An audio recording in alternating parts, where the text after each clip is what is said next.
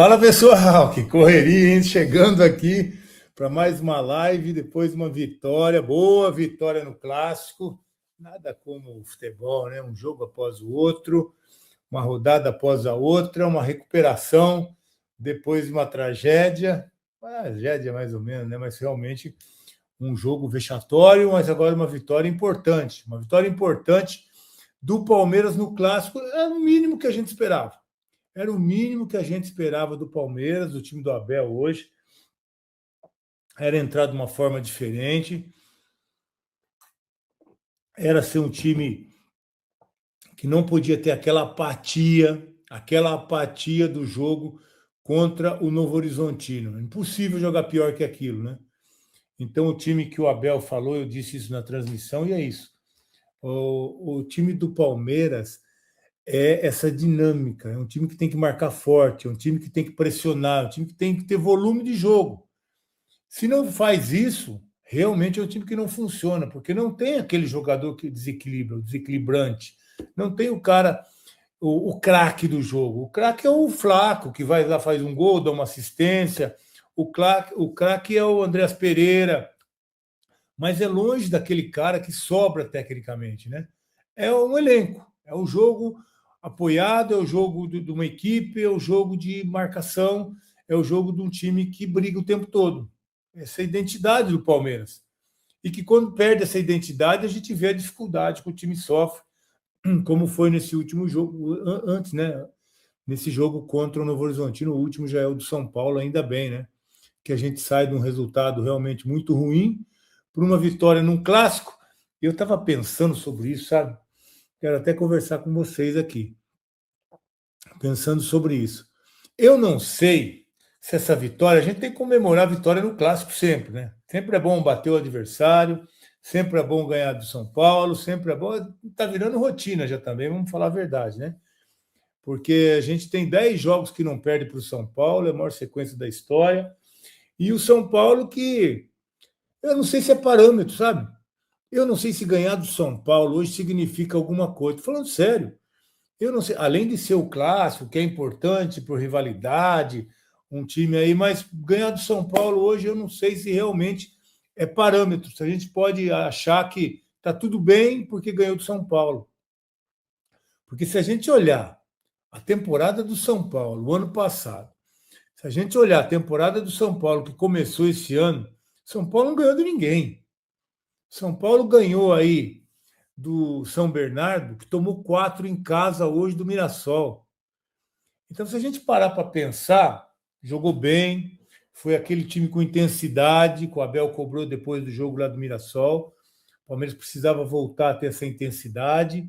Teve essa intensidade, marcou forte. É um time que teve a bola, que pressionou alto, que por isso fez o primeiro gol, que teve o contra-ataque, por isso fez o terceiro.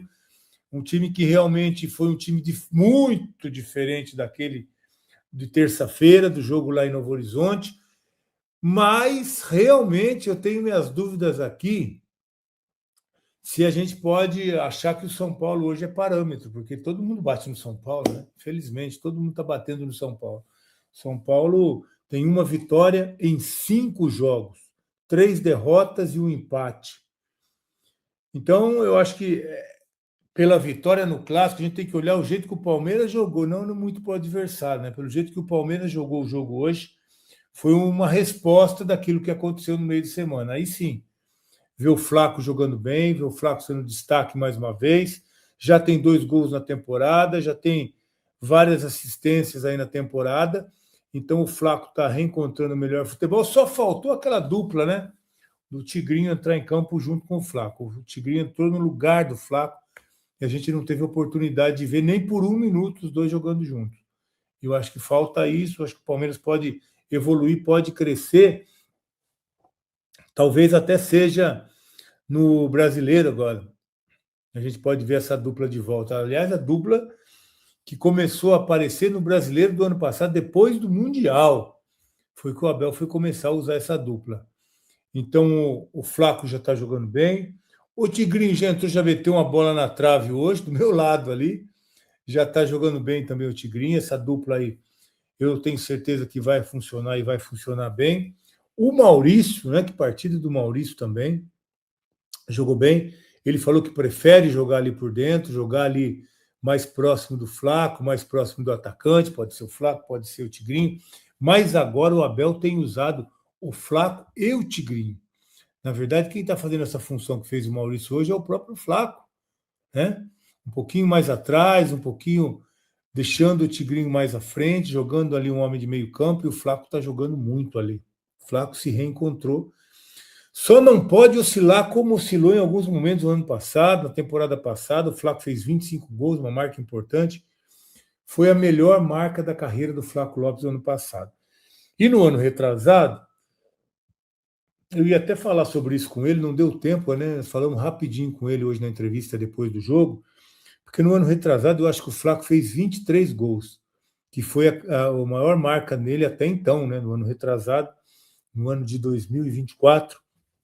Eu acho que foram 23 gols, já era a melhor marca do Flaco Lopes. Aí o ano passado ele bateu 25 gols.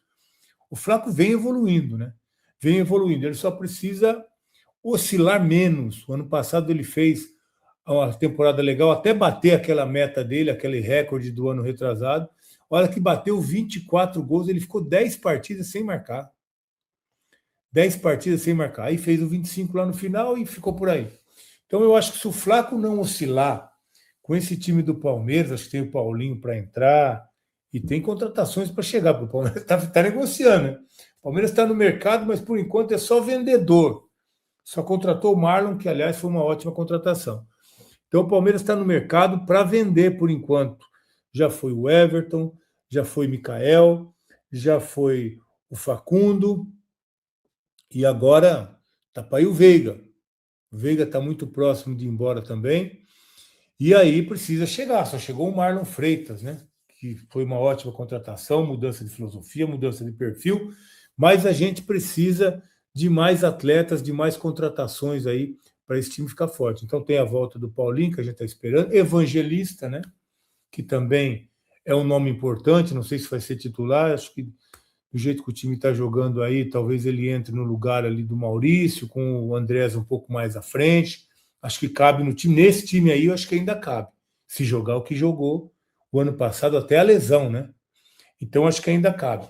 Então, é um time que vai mudando no decorrer de que recupera um ou outro jogador. Hoje o Felipe Anderson também já pôde voltar e até fez a sua estreia na temporada.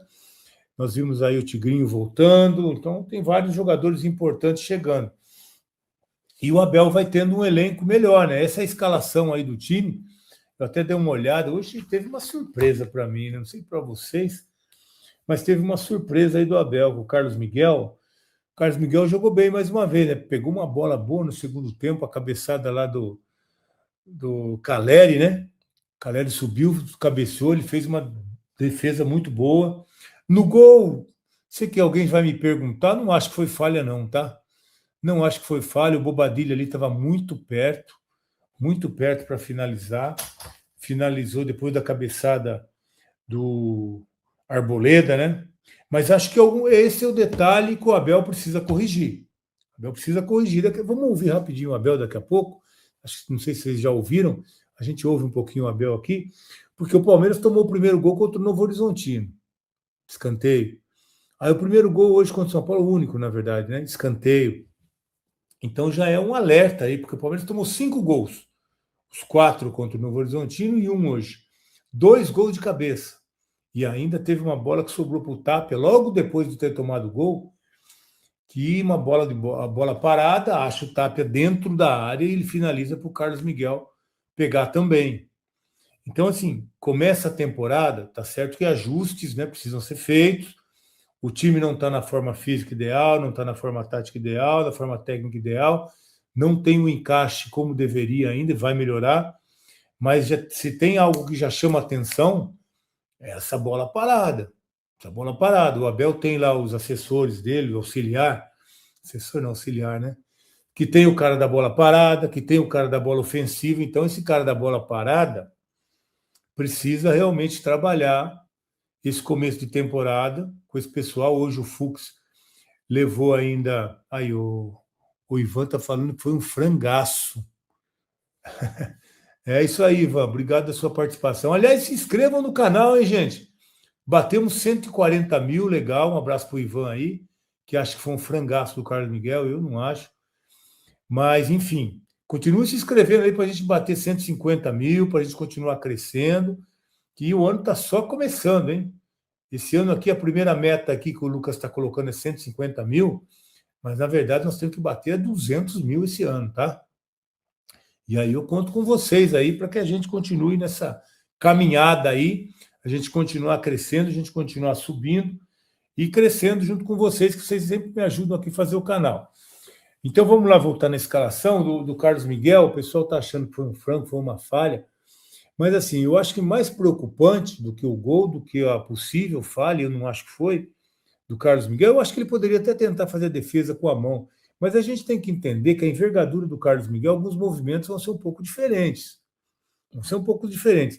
Eu acho que mais me preocupa, primeiro, é o Arboleda ganhar mais uma bola ali, uma bola parada dentro, no meio da nossa defesa. Acho que é aí que não pode acontecer dessa bola por cima, como já tomou o primeiro gol lá contra o Novo Horizontino. Agora acontecer de novo, o Arboleda ganha a bola, ela vai para o Bobadilha, que também está livre, e aí ele finaliza, o Carlos Miguel vai com o pé.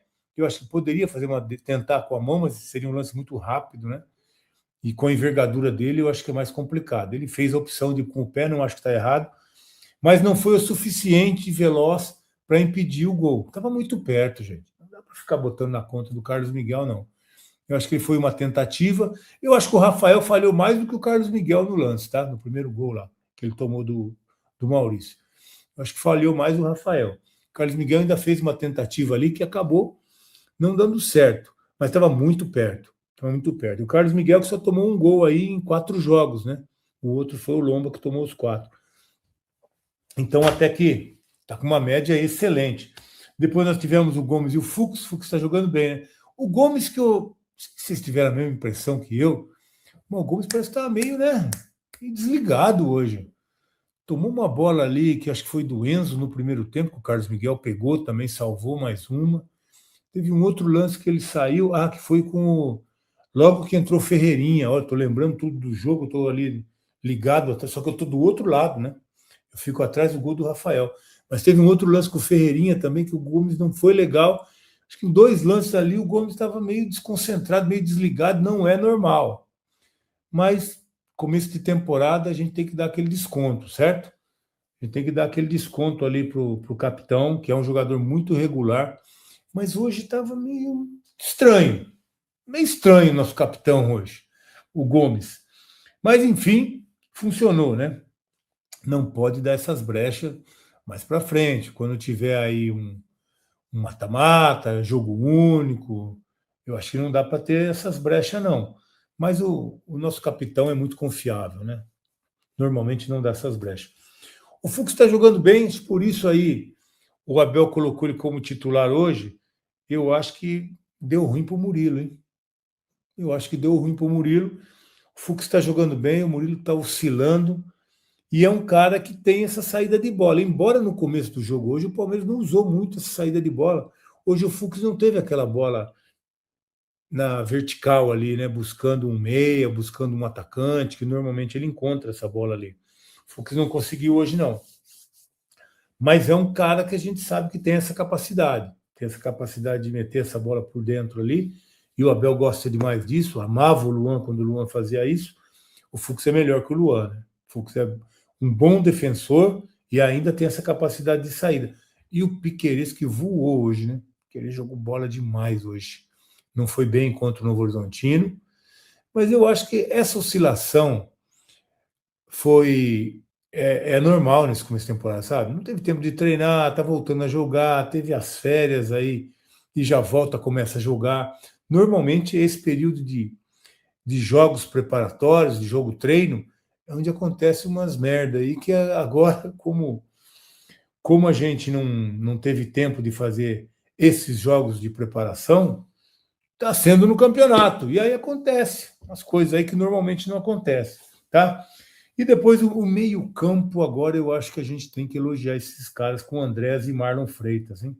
Sobra os dois, sobra. O Marlon tem um passe que realmente é impressionante, começa a jogada ali daquele segundo gol, quando o jogo estava 1-1, o São Paulo perdeu algumas oportunidades. Olha aí, o Luciano está falando com a gente também. Obrigado, viu, Luciano? Andrés e o Marlon juntos melhoram demais no meio-campo.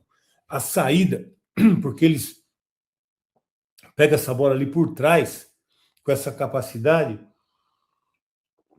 técnica, de visão, de frente para o jogo, os caras vão deitar e rolar. Se tiver um pouquinho de espaço, que foi daquele segundo gol, quando o Marlon recebe, já dá para o Andrés caminha livre, cabeça erguida, aí é brincadeira, né? A capacidade que tem. Encontra o Sousa, eu achei até que a bola ia lá para o outro lado, sabia? Acho que estava passando o Kelvin por ali, achei que a bola ia para lá para voltar.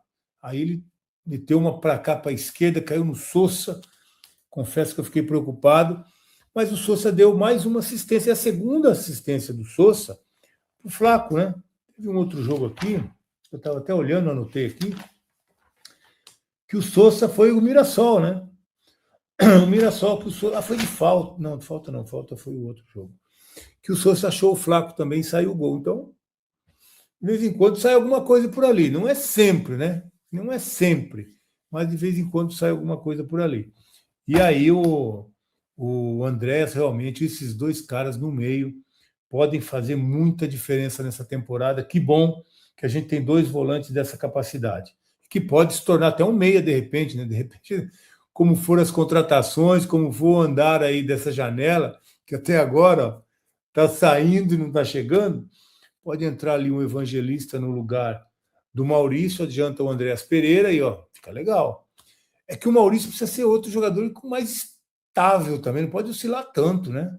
Faz uma partida como fez hoje, que foi muito boa, e faz outras partidas que desaparecem no jogo, né? Então o Maurício precisa realmente ser um atleta mais constante, que é isso que a gente precisa. Um time de meio campo ali mais confiável, esses dois aí, a gente não tem dúvida nenhuma do nível que esses caras entregam, né? Tanto o Andrés quanto o Marlon Freitas.